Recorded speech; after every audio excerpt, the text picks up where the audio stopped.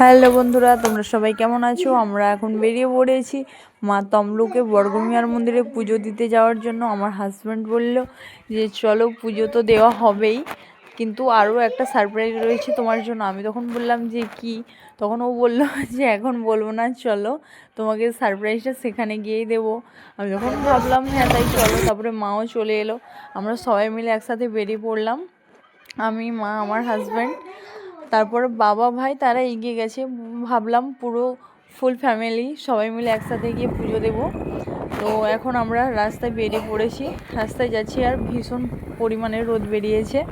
ঠিক আছে, দিনটা ছিল খুবই ভালো, কালী পুজোর পরের দিন। আর আমার ভিডিওটা আপলোড দিতে অনেকটাই দেরি হয়ে গেছে, তো বন্ধুরা প্লিজ কেউ কিছু মনে করো না। তো আমরা এখন রাস্তাতে যাচ্ছি, আস্তে আস্তে আমরা তমলুকের দিকে এগিয়ে যাচ্ছি। তারপর রাস্তায় বেরিয়ে বললাম যে আমরা তো পুজো দিতে যাব, কিন্তু সারপ্রাইজটার জন্য এখানে নিয়ে আসছো কেন?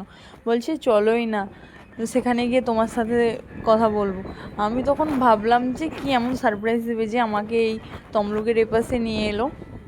তারপরে তখন হঠাৎ করে বুঝতে পারিনি, যখন গাড়ি থেকে নেমে দেখলাম যে আমাকে একটা টিভি শোরুমের সামনে দাঁড় করালো, তখন আমার মাথার মধ্যে অনেক কিছু ঘুরপাক খাচ্ছিল, কিন্তু তখনও বুঝতে পারিনি যে কি হবে বা কি সারপ্রাইজ দেবে। ঠিক আছে, এখানে অনেক স্কুটি রয়েছে, ঠিক আছে, অনেক মোটর সাইকেলের রয়েছে। আমার হাজব্যান্ড, আমার মা, এখানে সবাই মানে ভেতরে যাচ্ছে। আমি কিন্তু বাইরেই দাঁড়িয়েছিলাম, আমি আর ভেতরে ঢুকিনি। ঠিক আছে, তারপরে ও বললো যে তুমি বাইরে কেন রয়ে গেছো, তো আসো ভেতরে। ঠিক আছে, আস্তে আস্তে আমরা সবাই মিলে একটু ভেতরের দিকে এলাম। আর এই কালারের স্কুটিটা শুধু ও বারবার দেখাচ্ছে, আমি তাও বুঝতে পারিনি। আমি বলি হয়তো কোনো কারণে নিবে। তারপর আমি এলাম ওখান থেকে, আস্তে আস্তে ভেতরের দিকে যাচ্ছি। ঠিক আছে, তো চলো বন্ধুরা, ভেতরে গিয়ে তোমাদের সাথে কথা হবে। এখানে তো সবাই রয়েছে, আর আমাকে বললো এই স্কুটিটার সামনে একটু দাঁড়াও তো, একটা ফটো তুলবো। আমি জাস্ট একটা দাঁড়ালাম, ফটো তুললাম, আমি তো বুঝতে পারিনি। তারপরে আমি ভাবলাম মনে হয় স্কুটি নিতে এসেছে। আর আমি কখনো ভাবিনি যে এত তাড়াতাড়ি বা আমার জন্য এত সুন্দর একটা সারপ্রাইজ এই স্কুটিটা গিফট করবে, আমি কখনোই ভাবিনি। শুধু এই কালারটাই দেখিয়েছিল, আমি কখনো ভাবিনি যে এরকম একটা জিনিস আমাকে ও গিফট করবে। ঠিক আছে, হঠাৎ করে, যেহেতু কখনোই কিছু আমাকে বলেনি এই বিষয় নিয়ে। ঠিক আছে, আমাকে বললো চলো সারপ্রাইজ দেবে।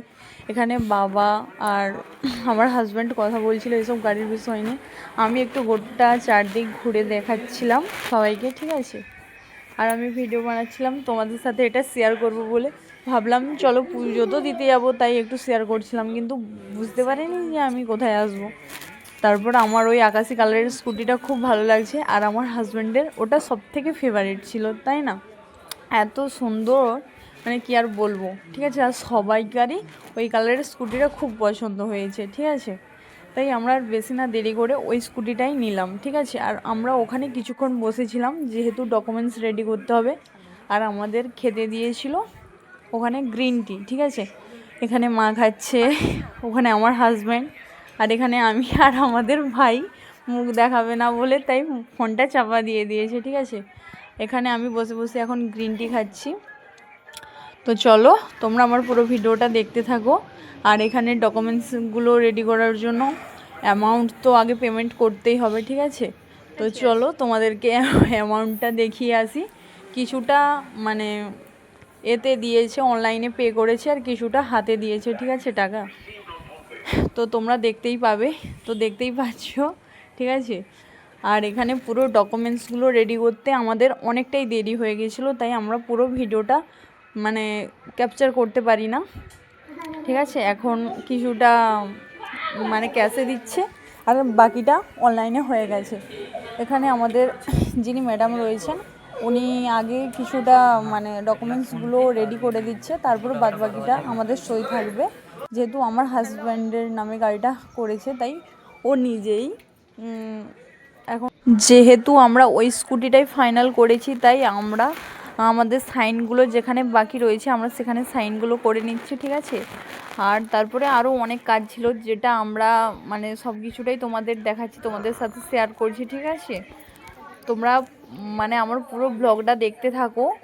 আমরা কত জায়গায় যে সই করেছি কি আর বলবো, যেহেতু মানে স্কুটিটা এতটাই আমাদের পছন্দ হয়েছে তাই ভাবলাম আজই বাড়ি নিয়ে যাব।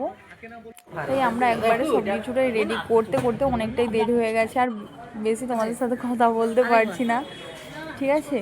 তারপর আমি দেখাচ্ছি, আমাদের ওই শোরুমটার নাম ছিল যেখান থেকে আমরা স্কুটি নিয়েছি, টিভিএস শোরুম, ঠিক আছে। আর এই টিভিএস শোরুম থেকে তোমরা কে কে গাড়ি নিয়েছো তমলুকের, ঠিক আছে, তোমরা সবাই প্লিজ একটু কমেন্ট করে জানিও। আর আমাদের তো নিয়েছি, তোমরা দেখতেই পাচ্ছ এখানে। আর এখানে সব ডকুমেন্টসগুলো পুরো রেডি হয়ে গেছে। এইগুলো এখন আমরা তোমাদের সই করার পর আমি দেখিয়ে দিচ্ছি, ঠিক আছে।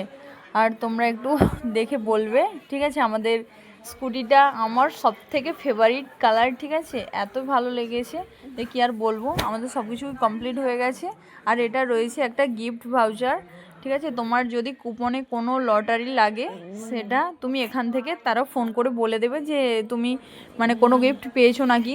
তো চলো আমরা আর বেশি না দেরি করে, আমাদের স্কুটিটা আমাদেরকে ছেড়ে দিয়েছে, ঠিক আছে। আর নাম্বার প্লেটের জন্য অন্য একদিন ডাকবে। আর আমাকে ওদের মানে শোরুম থেকে একটা চাবি দিয়েছিল যেখানে আমি ফটো বা ভিডিও মানে করতে পারি, ঠিক আছে, সেই হিসাবে দিয়েছিল। তাই আমরা একটু কিছুটা ফটো তুলে নিলাম। আর আমরা বাড়ি যাব তো অবশ্যই। আর তোমাদের দাদাভাইকে বলেছিল যে একবার স্কুটিটা চেক করে আসতে, মানে যেন না কোনো প্রবলেম হয়, সেই কারণে ও একবার সেখান থেকে দেখে এসেছিলো যে গাড়িটাতে কোনো প্রবলেম হচ্ছে নাকি, ঠিক আছে। চলো বন্ধুরা, আর বেশি না দেরি করে আমরা এখান থেকে বেরিয়ে পড়ি। তো বন্ধুরা, আমরা এখন বেরিয়ে পড়লাম, সবাই মিলে মানে রওনা দিচ্ছি পুজো দিতে যাওয়ার জন্য, ঠিক আছে। আর ওই ভিডিওটা নিয়ে আসছি এর পরের ভিডিও।